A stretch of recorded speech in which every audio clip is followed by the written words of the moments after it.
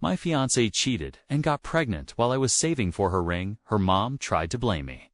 So I cut them off and watched karma hit. Back in 2015, I met Casey in college. She was smart, funny, and we clicked immediately. By 2019, we were pretty serious. I thought I had found the person I was going to spend the rest of my life with. So I worked hard at my factory job, saving every penny to buy her a ring. The plan was to propose on Christmas at her parents' house. I figured it would be the perfect moment, surrounded by family, all cozy and festive. Casey's family was interesting.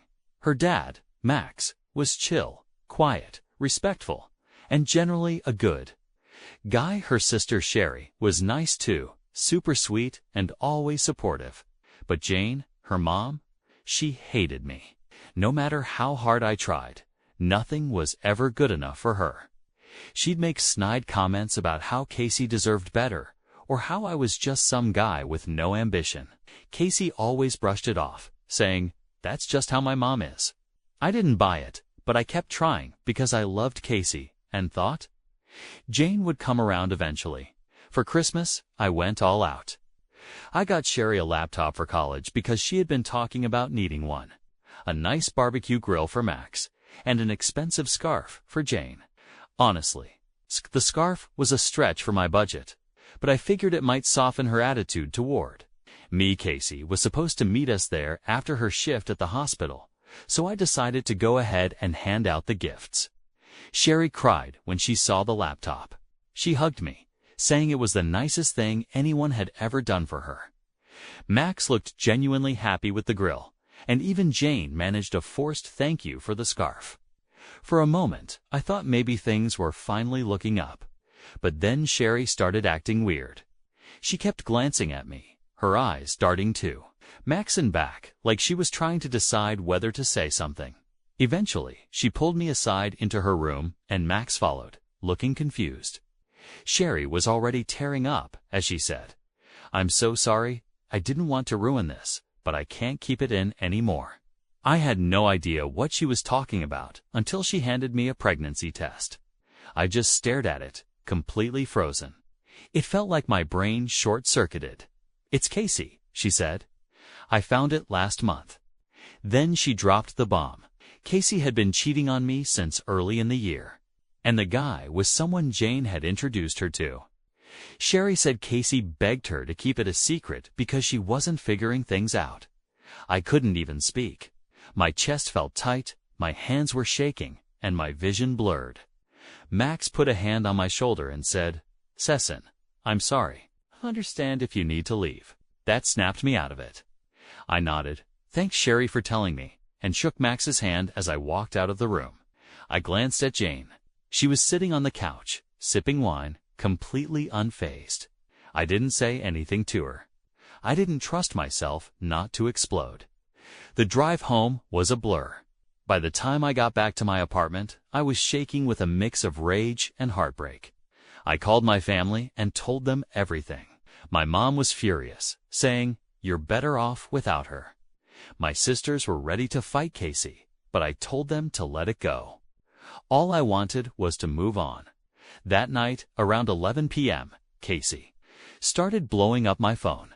She kept texting, saying things like, "I can explain, and please just let me talk to you." I didn't answer. The next morning, I changed my number, deleted my social media, and started erasing her from my life. It hurt like hell, but I knew one thing for sure. I deserved better. After Christmas, I felt like I was in survival mode. Cutting Casey off wasn't just about avoiding her calls and texts. It was about protecting myself from everything she represented. I wasn't just heartbroken. I was humiliated, angry, and stuck, replaying every moment of our relationship, trying to figure out how I missed the signs. She tried everything to get in touch. She called from blocked numbers, sent emails, and even tried reaching out to my family. Every message was the same. "It's not what it looks like," or "there's a misunderstanding." I didn't bother responding. What was there to misunderstand? She cheated, got pregnant, and lied about it. End of story. I spent a lot of time with my family in those first few weeks, my mom always being the nurturing force she is. Thanks to her care, I finally started eating and sleeping properly again. My sisters were more direct, saying things like, "Dude, she's trash, and she doesn't deserve a second of your time." They were blunt, but honestly, it helped. They reminded me that I wasn't the problem, she was. To keep myself busy, I dove into work and started picking up extra shifts at the factory. It wasn't just to distract myself. I wanted to build up my savings again. The money I'd spent on the ring was gone, but that didn't sting as much as losing the life I thought I was building with Casey. I realized I needed to refocus on myself. So I started doing things I hadn't done in a while. I joined a local basketball league, reconnected with friends, and even tried learning how to cook. Spoiler alert, I'm still terrible at it, but it's fun. Slowly but surely, I felt like I was starting to heal. Then, in mid-2020, I got some news I wasn't expecting. A mutual friend texted me out of the blue saying, "Hey, did you hear about Casey?" I debated ignoring it, but curiosity got the better of me. The friend told me that Casey's affair partner had ghosted her after finding out he was the father of her baby. Apparently, he wanted nothing to do with her or the kid. Casey was now a single mom trying to figure things out on her own. My reaction? Honestly, I didn't feel much. A tiny part of me felt satisfied, like that's what you get. But mostly, I just felt indifferent. Her drama wasn't my problem anymore, and I was relieved to be out of the mess. A couple of months later, Casey somehow got my new number. She called me, begging to talk. I don't know why I answered, but I regretted it immediately. She launched into this whole apology, saying she'd made a mistake and wanted to explain. I let her ramble for a bit before cutting her off. "Casey," I said, "I don't care anymore. Whatever you have to say won't change anything. We're done." That's when she switched tactics. She started guilt-tripping me, saying I owed her this and that I was being unfair by refusing to hear her out. I told her flat out, "I don't owe you anything. You made your choices. Now live with them." Then I hung up. Not long after, Jane decided to get involved. She sent me a string of texts, calling me a coward and saying I was running away from my responsibilities. I couldn't believe the audacity. Responsibilities? I wasn't the one who cheated. I wasn't the one who got someone else pregnant. I blocked her number. For a while, it felt like they were everywhere, trying to drag me back into their chaos. But every time they reached out, it only solidified my decision to cut them off. I didn't want or need their explanations. I didn't want closure. I just wanted to move on. And eventually, I did. The calls stopped, the texts stopped, and my days started feeling lighter. For the first time in months, I felt like I was in control of my life again. Mother's Day rolled around, and I was looking forward to spending it with my mom and one of my sisters, Raven. My mom has always been the heart of our family, and after everything that happened, I wanted to make the day special for her. We decided to grab lunch at Red Lobster because seafood is her favorite. It was supposed to be a calm, drama-free day. Spoiler alert, it wasn't. We were finishing up and about to leave when I saw them, Jane and Sherry, of all people. In all places, my stomach dropped. Sherry looked like she wanted to sink into the floor when she saw me. But Jane, she locked eyes with me and immediately wore her usual look of disdain. I could feel Raven tensing up beside me. She's always been protective of me, and I knew she was ready to go off. Jane's expression changed the moment she noticed Raven. She looked confused, almost shocked, like she was piecing something together.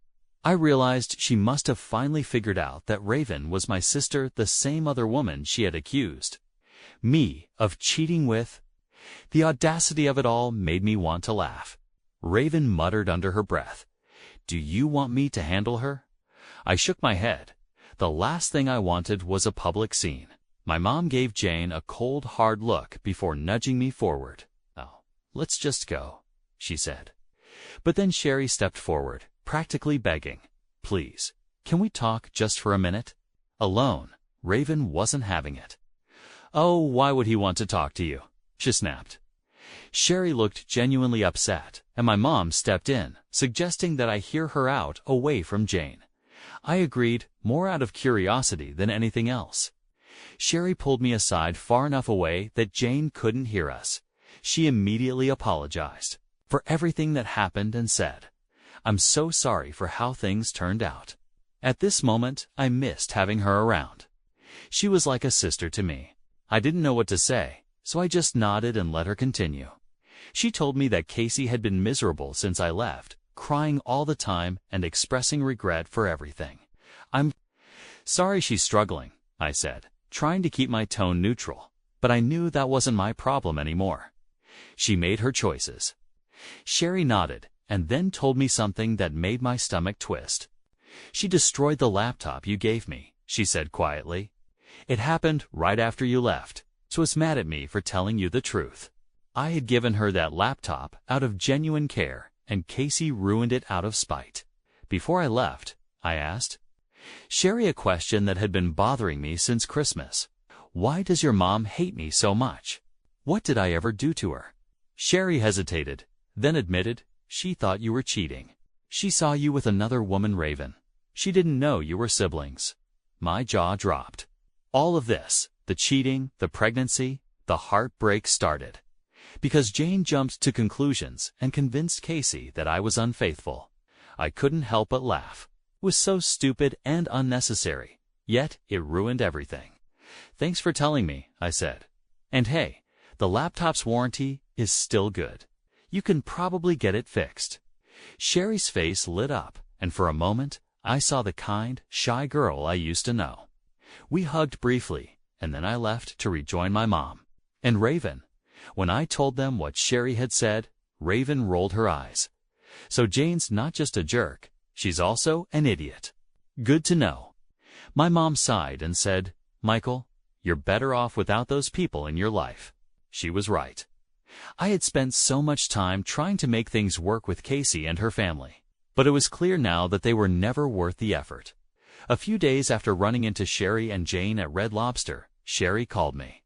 She wanted help with the laptop warranty I'd mentioned, and since she'd been one of the few decent people in that family, I agreed to meet her at a local electronics store. When I got there, Max was with her, which was honestly a nice surprise. Max had always been solid. Out of all the chaos, he had been the only one to offer me a genuine apology on Christmas.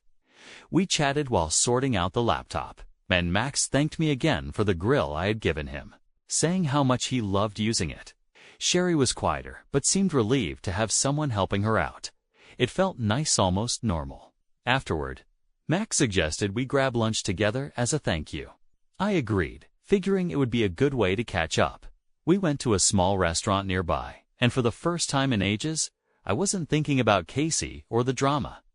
Max talked about his plans to redo their backyard, and Sherry mentioned how school was going, though she was clearly still dealing with tension at home. It was a surprisingly good time. Then, just as we were finishing up, I heard someone call my name. I looked up, and there she was, Casey. My heart sank. She looked rough, tired, stressed, and like she had aged years since I last saw her. Part of me felt sorry for her, but the other part was just annoyed that she had shown up and ruined what had been a peaceful afternoon. "Sigh," she said, her voice barely above a whisper. She glanced at Max and Sherry, then back at me. "Can we talk?"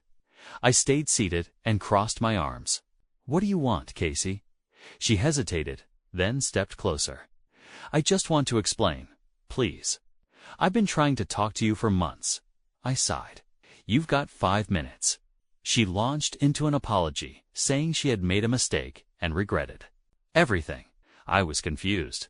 She said, "Hey, my mom convinced me you were cheating. She said she saw you with another woman." I cut her off. "You mean my sister? That's who Jane saw. Raven is my sister, Casey. If you'd bothered to ask instead of jumping to conclusions, we wouldn't even be here right now." Casey's face fell. "Oh, I didn't know." She trailed off, looking completely lost. "Oh, I should have talked to you," she said. I replied flatly, "For almost a year. Instead of trusting me, you lied, slept with someone else, and got pregnant. And you expect me to care about your excuses now? Her voice cracked as she said, I wasn't happy. I didn't know what to do. Aren't you? You could have talked to me, I snapped. They could have ended things if you weren't happy, but instead, you went behind my back. That's on you. Max and Sherry sat there, quiet, awkwardly, clearly uncomfortable with the whole situation. Casey started crying. It might have worked on me years ago, but not anymore. Please, she begged. I want to fix this. I'll do anything. I shook my head. There's nothing to fix. Casey, you destroyed everything. I've moved on, and so should you. That's when she dropped the real bomb. But my son needs a father. He needs stability. I blinked, stunned by her audacity. Your son is not my responsibility. That's for you and his actual father to figure out. Oh wait, he ran off, didn't he? Sounds like a pattern. Casey flinched but didn't argue. Instead, she looked at me with tear-filled eyes and asked, Are you being so mean? Me mean? I repeated, incredulously. Casey, I worked overtime to save for a ring because I thought we had a future together. I planned to buy a house for us, to start a family, and you threw it all away. You don't get to call me mean for refusing to clean up your mess. She broke down completely, sobbing into her hands. Max finally stepped in and said, Casey, I think it's time to go. You need to respect his boundaries. She turned to Sherry, desperate for backup. Sherry, you understand, don't you? You know, I regret everything. Sherry hesitated before saying, Casey, you're my sister, and I love you, but you made your choices. You can't expect him to just forget everything. Casey stared at her as if she had been betrayed, then stormed out of the restaurant. I sat there, stunned and exhausted, while Max apologized again. I'm sorry she showed up, he said. You've been through enough. It's not your fault, I replied. You and Sherry have been decent through all of this. That's more than I can say for the rest of your family. After lunch, I went home and told my family what happened. My dad laughed and said, Jane probably thought kicking you out would solve her problems. Look how well that worked out for them. My mom just hugged me and said, Son, I'm proud of you for standing your ground. You deserve better. I realized then that Casey's apologies didn't matter. I didn't need closure from her. I'd already given myself that by walking away. After that confrontation with Casey, I thought I'd feel something relief, satisfaction, maybe even a sense of finality, but honestly, it felt empty. Closure wasn't what I expected. It wasn't neat, and it didn't magically make everything better. Instead, it just reminded me of how much damage had been done and how pointless it all was. A couple of days later, Sherry sent me a text thanking me for hearing her out and helping with the laptop. She said, Sid really misses having you around. You were like the brother I never had. That hit me harder than I thought it would. I told her I appreciated her honesty and that she didn't owe me an apology for Casey's mess. If anything, she had been the only one in that family who acted with integrity. Hearing from Sherry made me reflect on how much I'd lost, not just with Casey, but with the parts of her family I had grown close to. Max had always treated me with respect, and Sherry genuinely looked up to me. I didn't realize how much I missed having people like them in my life until that lunch. But I also knew that staying in touch with them would mean risking Casey finding ways to worm back into my life, and I wasn't willing to let that happen. A week later, a mutual acquaintance reached out to tell me more about Casey. Apparently, she was still trying to contact old friends of mine, hoping they'd convince me to talk to her. She was struggling as a single mom, juggling work and raising her son alone after her affair partner completely ghosted her. I didn't feel vindicated hearing this. If anything, it just made me more certain I made the right choice by walking away. Her life was her responsibility now, and I wanted no part of it. Then there was Jane. I'd expected her to double down on her hatred for me. But surprisingly, she had gone quiet. I guess the confrontation at Red Lobster left her with nothing else to say. Or maybe she realized how much damage her lies had caused. Either way, I was relieved to be free of her meddling. One thing Casey said during the confrontation stuck. With me, though, she claimed she only cheated because Jane convinced her I was unfaithful. At first, I brushed it off as another excuse, but the more I thought about it, the angrier I got. Jane had been meddling in our relationship from the beginning, planting seeds of doubt and encouraging Casey to find someone better. But Casey wasn't an innocent victim in all of this. She made the choice to cheat. She made the choice to hide. And she made the choice to try and lie her way out of it. When she got caught in the end, it didn't matter who was more at fault. Jane and Casey were both toxic in their own ways, and I was better off without either of them. That night, I sat down with my family and told them everything. My dad chuckled and said, "Jane was looking for any excuse to get rid of you. That woman was always full of it." Raven smirked and added, "And yet, you're the one who came out ahead. Casey is stuck raising a kid alone, and Jane's probably tearing her hair out trying to fix things. Meanwhile, you've got a clean slate. That's a win." My mom, as always, was the voice of reason. She hugged me and said, "Michael, I'm proud of you for standing your ground. You didn't let them manipulate you, and that takes strength." I thought things were finally done with Casey and her family. I had moved on, found peace, and was focusing on myself. But, of course, Jane wasn't about to let things end quietly. A few weeks after the confrontation with Casey, I got a call from a number I didn't recognize. Against my better judgment, I answered. "Michael, it's Jane." Her sharp voice came through. The line, I almost hung up right there, but curiosity got the better of me. What could she possibly want now? "What do you want, Jane?" I said, already annoyed. "I need to talk," she snapped, as if she were doing me a favor by calling. "It's about Casey and the baby." I sighed. "There's nothing to talk about. I've made my position clear." "Goodbye, Jane." "Wait," she barked before I could hang up. "I'm not asking you to get back with Casey. I just think you should take responsibility for your part in this mess." That got my attention. "Oh, my part?" I asked incredulously. "What part is that, Jane? I wasn't the one who cheated. I wasn't the one who lied, so please enlighten me." Jane let out an exasperated sigh as if I were the unreasonable one. "Casey, it's struggling. She's a single mother because of a misunderstanding that could have been avoided if you just explained things to me from the start." I couldn't believe what I was hearing. "Are you seriously blaming me for Casey's affair? You were. The one who introduced her to the guy. You were the one who convinced her I was cheating.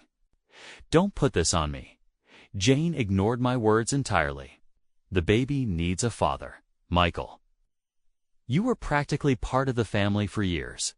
It's time you stepped up and helped. If not for Casey, then for the child." I was so stunned I didn't know how to respond. When I finally found my voice, I said, "Jane, let me make this crystal clear. That baby is not mine. I owe you, Casey, and her kid, absolutely nothing. And if you call me again, I'll block you just like I did before." "Selfish boy," she hissed. "You think you'll ever find someone better than Casey? She made a mistake, but she's still the best you'll ever do. You're throwing away a good woman over something so trivial. That did it." I laughed a deep belly laugh because it was so ridiculous. "Trivial," I repeated. "Cheating for almost a year, lying about a pregnancy, and trying to manipulate me into staying. That's trivial to you. No wonder your family is such a mess." Before she could respond, I hung up and immediately blocked her number. I thought that would be the end of it, but Jane wasn't done. The next day, I got a call from Max. He sounded tired and stressed, which was unusual for him. "Michael, I need to apologize in advance," he said. "Jane's been out of control. She's planning to come to your workplace." "What?" I asked, completely caught off guard. "Why would she do that?" "She says you need to face her and take responsibility," Max explained. "I've tried talking her out of it, but you know how she is." I groaned, already dreading the confrontation. Sure enough, later that afternoon, Jane showed up at my job. She stormed into the office, demanding to see me. Thankfully, my manager intercepted her and asked what she wanted. "I need to speak to Michael," Jane said, loud enough for everyone to hear. "It's a private family matter." I was in the back, but could hear her clear as day. My manager came to get me, looking concerned. "Do you know this woman?" she asked. "Unfortunately." "Yes," I said, "and I'll handle it." When I walked out to meet Jane, she immediately started her tirade. "Oh, you've been ignoring me, and I won't stand for it," she said, glaring at me like I was a misbehaving child. "Oh, you're going to listen to what I have to say." "Oh no, I'm not," I replied. "You're on private property, and you're disrupting my workplace. Leave now, or I'll have security escort you out." Only made her angrier. "You can't just ignore your responsibilities, Michael," she yelled. "I'll tell everyone here what kind of man you really are." I crossed my arms. "Tell them how your daughter cheated on me, lied about her pregnancy, and tried to manipulate me. See how much sympathy you get." Jane's face turned red, and for a moment, I thought she might actually explode. "Oh, so you're a pathetic excuse for a man," she spat. "I hope you end up alone, because no decent woman will ever want you." Before I could respond, security arrived and escorted her out. My coworkers were obviously curious, but I shrugged it off, saying, "Just a crazy ex's mom." Long story. They didn't press further. Later that night, I received a text from Sherry. She apologized profusely for her mom's behavior and mentioned Max was furious with Jane for embarrassing their family. "He's out of control," Sherry wrote. That Max was considering filing for divorce because of this chaos. I told Sherry it wasn't her fault and that I didn't blame Max for wanting out. Jane had caused nothing but trouble, and honestly, I felt bad for him. The whole situation left me emotionally drained. But it also reinforced one thing. I had made the right decision by cutting Casey and her family out of my life.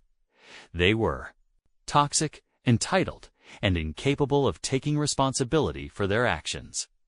And I wasn't about to let them drag me down with them.